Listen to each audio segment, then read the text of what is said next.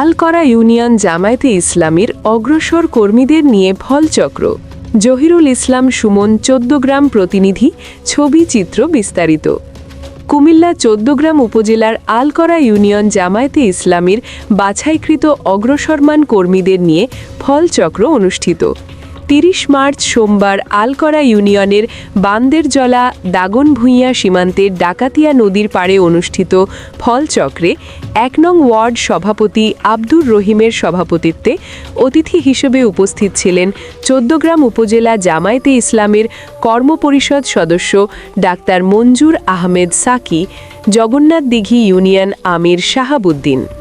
আলকরা ইউনিয়নে যুব বিভাগ সভাপতি মনির আহমেদ মানিকের সঞ্চালনায় এতে আরও উপস্থিত ছিলেন আলকরা ইউনিয়ন জামায়াতে ইসলামের কর্মপরিষদ সদস্য মাহফুজ ভূঁইয়া, ৪ নং ওয়ার্ড সভাপতি সাইফুল ইসলাম, ৩ নং ওয়ার্ড সেক্রেটারি হাসান সহ ইউনিয়নের বাছাইকৃত অগ্রসর কর্মীবৃন্দ।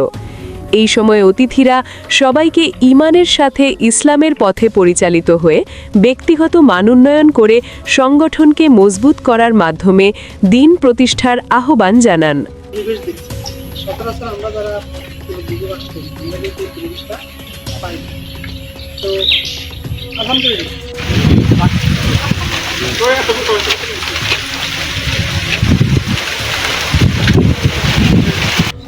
সম্মানিত উপস্থিতি, আমাদের মাঝে উপস্থিত আছেন বাংলাদেশ জামায়াতে ইসলামী ১৪ গ্রাম উপজেলার পুরা কর্ম পরিষদ সদস্য জনাব শাহাবুদ্দিন ভাই। উপস্থিত আছেন জামায়াতে ইসলামের ১৪ গ্রাম উপজেলা পুরা কর্ম পরিষদ সদস্য জনাব ডাক্তার মঞ্জুর আহমেদ সাকি ভাই সহ ইউনিয়ন নেতৃবৃন্দ এবং আলকরা ইউনিয়ন অগ্রসর মান কর্মী ভাইরা।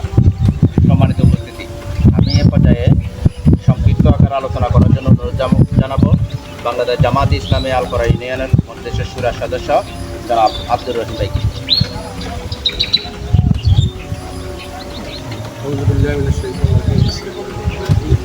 والصلاة والسلام على رسول الله